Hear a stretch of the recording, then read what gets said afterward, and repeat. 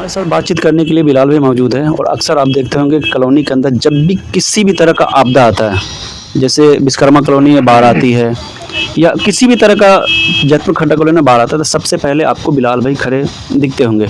इसी तरीके से कल सुबह यहाँ पे बुलडोजर चला, काफ़ी सारे घर को नुकसान किया गया। ये मतलब आपको बताने की ज़रूरत नहीं, हर किसी को पता है। तो ऐसे में बिलाल भाई हमारे साथ बातचीत करने के लिए मौजूद है। बिलाल भाई, कल जो यहाँ पे बुलडोजर कार्रवाई हुई तो कितना घर को नुकसान हुआ होगा?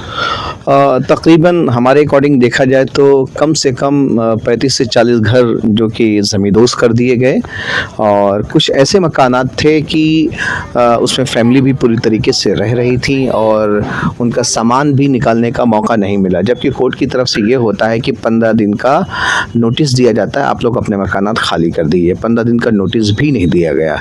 बहरहाल उन लोगों ने कोड ऑफ कंडक्ट किया कि जिस तरीके से कोर्ट का ऑर्डर ये था कि इसी इंक्रोचमेंट किया जाएगा, कोई मकानात नहीं गिराए जाएंगे। और ये शासन प्रशासन की मौजूदगी में हुआ है। कहीं न कहीं शासन भी कटघरे में खड़ा होता है, प्रशासन भी कटघरे में खड़ा होता है।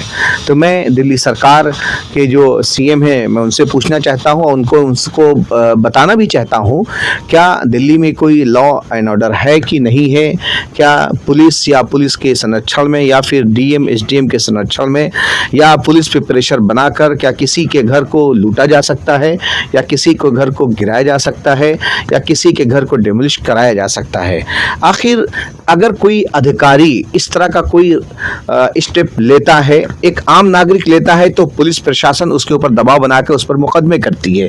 क्या डीएम एसडीएम अगर इस तरह की कोई कार्रवाई जो कि कोड ऑफ कंडक्ट किया है, क्या एसएचओ महोदय के जरिए से या एसीपी डीसीपी महोदय के जरिए से क्या इनके ऊपर कोई लीगली कोई एक्शन होगा या नहीं होगा? मैं इस बात का इंतजार कर रहा हूं। बहरहाल वो वक्त था, वो तूफान था, वो निकल गया। अब उसके बाद लोगों में बड़ी ही बेचैनी है कि बहुत सारे लोग ऐसे हैं जो घर से बेघर हो गए हैं। उनके बर्तन भी उस घर में पूरी तरीके से दब गए हैं। तकरीबन हमने सर्वे किया है, तकरीबन 11 से 12 फैमिली ऐसी हैं जो खाना बनाने की नौबत में भी नहीं है। जबकि फूड सिक्योरिटी बिल आया, आपको पता होगा, कांग्रेस की गवर्नमेंट थी, तो उस वक्त ये था कि हर उस इंसान को जो हिंदुस्तान का नागरिक है उसको खाना पहुंचाया जाए, यानी खाने की वजह से कहीं ऐसा ना हो वो उसकी डेथ हो जाए। लेकिन जबकि यहाँ पर ये भी पता है डीएम साहब को, एसडीएम साहब को, एसएचओ महोदय को, एसीपी महोदय को कि यहाँ पर इस तरह की हरकत हुई है और इस तरह डिमोलिश किया गया है, लेकिन उसके बाद ना सांसद महोदय की तरफ से कोई इस तरह खाने का कोई राशि आई है, ना हमारे एमएलए महोदय की तरफ से, ना पार्षद महोदय की तरफ से। तो मैं 1-2 घंटा पहले यहाँ पे सर्वे करने आया था, कौन सा ऐसे लोग हैं जिनको खाना मिला नहीं मिला, या कौन से ऐसे लोग जिनको हमारी ज़रूरत है। क्योंकि सबसे पहले हम इंसान हैं, इंसान के अंदर इंसानियत होनी चाहिए, ह्यूमैनिटी होनी चाहिए। उस इंसानियत को देखते हुए हम अपने फैमिली में, हम इनको अपना फैमिली समझते हैं, उनको अपना परिवार का टूट हिस्सा समझते हैं, इसलिए हम यहाँ पे आए। लोगों ने कहा कि हमें खाना नहीं है, हमें बना पाए हम लोग किसी वजह से, तो 2 घंटे के अंदर हमने अपने लोगों को फ़ोन किया, अपने भाइयों को फ़ोन किया और खाना कहीं ना कहीं किसी तरीके से हमने खाना मुहैया कराया। और इसी को इंसानियत कहते हैं, एज ह्यूमन बीइंग, एज इंसानियत, कि हम कब किसके काम आ सकते हैं।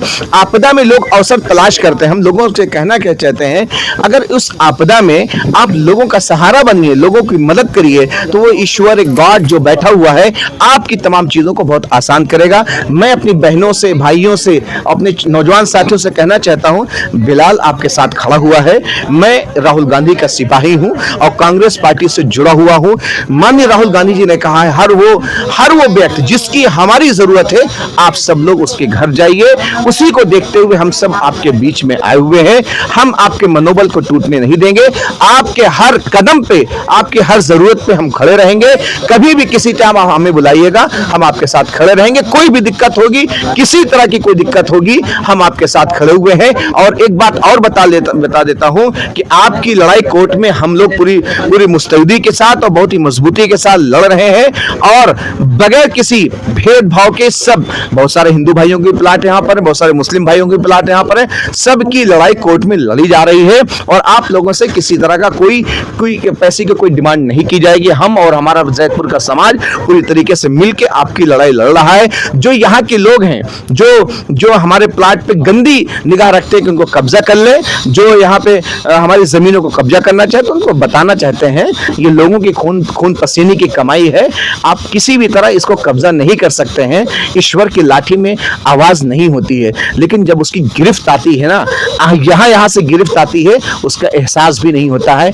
इसलिए मैं आपके चैनल के माध्यम से उनको भी कहना चाहता हूं, आपकी भी फैमिली है, आपके भी लोग हैं और आपका भी कहीं ना कहीं उत्तर प्रदेश में होगा, राजस्थान में होगा, दिल्ली में होगा, तो आप कहीं ना कहीं उन लोगों पे, खास तौर से जिनका प्लाट 50 गज का है, जिनका प्लाट 100 गज का है, आप उनको कहीं ना कहीं घर से बेघर करने की कोशिश कर रहे हैं। मैं ये कहना चाहता हूं, आपकी आज सरकार है, आप सत्ता में हैं, लेकिन ईश्वर से बढ़कर किसी की कोई सत्ता नहीं होती है, कोई सरकार नहीं होती है। उसके यहाँ 24 घंटे सर्विलेंस लगा हुआ है, हमारी तमाम एक्टिविटी को वहां पे दिखाया जा रहा है और आपकी भी तमाम एक्टिविटी को वहां पे दिखाया जा रहा है। इसलिए मैं उन लोगों से कहना चाहता हूं कि हम सब लोग पूरी तरीके से तैयार हैं। आप जितनी ताकत के साथ आएंगे, हम उतनी ताकत के साथ अपनी माओ, अपनी बहनों, अपने नौजवान साथियों के साथ खड़े होंगे। आपकी जो नापाक साजिश है, हम पूरी तरीके से उसको नाकाम करेंगे। नहीं, फिर से हम लोग डेमोलेशन पे बात करते हैं। जैसे कल सुबह जिस तरीके से अधिकारी लोग आए, पहले अधिकारी लोग आए, पुस्ता रोड को बैन किया, फिर उसके बाद में फोर्स लोग आए, तो फिर मेरी एक बड़े अधिकारी से बात हुई। मैं बोला किस तरीके से कैसे क्या हुआ, तो उन्होंने बोला कि जो बाउंड्री वगैरह है उनको तोड़ा जाएगा, जिस घर में फैमिली रह रही है उसको बिल्कुल भी नहीं तोड़ा जाएगा। उसके बाद में जितने गली में एंट्री करने का जो भी रास्ता है, हर रास्ते पे फोर्स उन्होंने लगा दिया। हर जिस घर में लोग रह रहे थे उनका भी दरवाज़ा बंद करवा दिया, जो बाहर थे सबको बोला कि अंदर हो। उसके बाद जब उन्होंने डेमोलेशन करना शुरू किया तो एक लगातार से सभी घर को डेमोलेशन किया।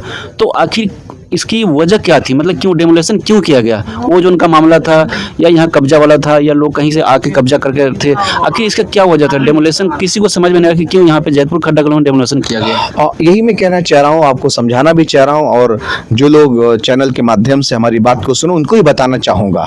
ये जो सरकार है सत्ते की नशे में पूरी तरीके से धुत है। ना उनके नज़दीक कोर्ट का कोई आर्डर है, ना उनके नज़दीक कोई सुप्रीम कोर्ट का आर्डर है। वो सिर्फ ऑब्वियस से कहते हैं कि सरकार हमारे बाप की है, ना हम संविधान को मानते हैं, ना किसी जज के ऑर्डर को मानते हैं। जबकि देखा जाए जो वर्डिक्ट आया उसमें बाकायदा लिखा हुआ है और उसमें बाकायदा फोटोज भी बने हुए हैं, अगर कोई इस तरह का मकान है तो उसको नहीं गिराया जाएगा। गोया कि कानून उन्होंने खुद अपने हाथ में लिया है। जबकि हम चाहते हैं, हम एरिया के रिप्रेजेंटेटिव हैं, लोगों ने हमें 7,000 वोट से हमें मतलब इज्जत दी है। हम चाहते तो एसएचओ महोदय के पास 1,000-2,000 लोगों के साथ आकर बात भी कर सकते थे, लेकिन हमने कोर्ट के फैसले का सम्मान दिया। लेकिन जिस तरीके से हम लोगों ने सम्मान दिया है, एसडीएम साहब ने उस सम्मान को ठेस पहुंचाई है। उन्होंने कहीं ना कहीं उस जो अपनी ताकत का नाजायज फायदा उठाया है और अपने पद का नाजायज फायदा उठाया है। आपको कोर्ट, हम लोग गए हैं कोर्ट, तो आपको आना पड़ेगा, आपको बताना भी पड़ेगा। लेकिन और जो अधिकारी हैं, मैं उनसे भी कहना चाहता हूं, आपने भी लॉ पढ़ा होगा, आपने भी संविधान पढ़ा होगा, आपने भी संविधान में किसको कितने किस तरीके के राइट दिए गए वो सब पढ़ा होगा आपने। लेकिन उसके बावजूद आपके रहते हुए इंक्रोचमेंट के नाम पे बिल्डिंग गिरा दी गई है, इंक्रोचमेंट के नाम पे लोगों को घर से बेघर कर दिया गया है, इंक्रोचमेंट के नाम पे लोगों को सताया जा रहा है, इंक्रोचमेंट के नाम पे गरीब जो खून पसीने की कमाई से अपना मकान बनाता है, आप उसको खून के आंसू रोने पे मजबूर कर रहे हैं। आखिर ये किसने आपको राइट दिया है? अगर we the people of India, हम भारत के लोग हैं, हमारे जरिए से सरकारें चलाई जाती हैं, हमारे जरिए से सरकार बनाई जाती हैं। क्या सरकार में जो बैठे लोग हैं, जो हमारे रक्षक थे, क्या वो भक्षक बन चुके हैं? क्या वो हमारे रखवाली करने वाले जो हमारी रखवाली कर रहे थे, क्या उन्हीं के साथ मिलकर किस तरीके से इस एरिया के ताने बाने को तोड़ना चाहते हैं? कहीं ना कहीं हमें उनकी नीयत पे शक लगता है। लेकिन मैं कहना चाहता हूं, मैं एक जिम्मेदार नागरिक हूं, हिंदुस्तान का नागरिक हूं और देश की संविधान में मैं उसको अच्छी तरह समझता हूं और आपके चैनल के माध्यम से रखना भी चाहता हूं कि जिस तरीके से कोर्ट का उल्लंघन कल हुआ है कि बर्दाश्त के काबिल नहीं है, क्योंकि हम लोगों ने उसको एक्सेप्ट किया, आपको सम्मान दिया, लेकिन कहीं ना कहीं आपने हमें ठेस पहुंचाने की कोशिश करी है। हम अपने लोगों से कहेंगे आपकी लड़ाई कोर्ट में लड़ी जा रही है और किसी भी तरह से जो नुकसान हुआ है आपके नुकसान की भरपाई भी करवाई जाएगी एसडीएम साहब से कोर्ट के जरिए से। और जो लोगों का ठेस पहुंची है, कहीं ना कहीं लोगों का मोरल डाउन हुआ है, उस मोरल के जरिए से हम सभी लोग आपके साथ खड़े हुए हैं। आपको किसी तरीके से परेशान होने की जरूरत नहीं है, हम आपके साथ पूरी तरीके से खड़े हुए हैं। लेकिन अभी जो इतने घर बेघर हो गए हैं तो इनका देखभाल कौन करेगा? जाहिर सी बात है, डीएम साहब के अंदर ये सब चीज़ें आती हैं कि अगर कोई आदमी, जैसे कोई आपदा आती है, वहाँ पे खाना खिलाना और किसी लाइट मुहैया कराना या किसी तरह की कोई दवाई की ज़रूरत हो तो ये डीएम एसडीएम के ज़रिए से सब चीज़ें मुहैया होती हैं और एसएचओ महोदय इन चीज़ों को देखते हैं। लेकिन अगर किसी के यहाँ खाना नहीं बन रहा है, अगर किसी का घर छत से मतलब छत टूट गई है, तिरपाल देना, ये सब गवर्नमेंट की जिम्मेदारी है। अगर गवर्नमेंट इस जिम्मेदारी से भाग रही है तो कहीं ना कहीं वो अपनी, वो जो कहा जाए ना, जो हमारे दिल्ली के सीएम रेखा गुप्ता जी हैं, वो कहीं ना कहीं अपनी जिम्मेदारी से भाग रहे हैं, तो उनको अपना इस्तीफा दे देना चाहिए। ठीक है, ये हमारी जमीन है, हमने अपने खून पसीने की कमाई से इसको खरीदा है, कहीं किसी तरह की कोई कब्जा की हुई जमीन नहीं है। आप हमारी जमीन के कागजात देख सकते हैं, वो फराडी लोग हैं जो हमारी जमीन को कब्जा करना चाहते हैं और उसको गलत तरीके से उसको हथियाना चाहते हैं। लेकिन ये जब खून पसीने की कमाई की जो कोई चीज होती है ना, वो कभी कहीं नहीं जाती है। ईश्वर, गॉड, लॉर्ड बैठा हुआ है ऊपर, वो तमाम चीजों को देख रहा है, वो ऐसे किसी की भी मेहनत जाय होने नहीं देता है। लेकिन जिम्मेदारी डीएम साहब की, एसडीएम साहब की है, वो अपनी जिम्मेदारी से कहीं ना कहीं भाग रहे हैं।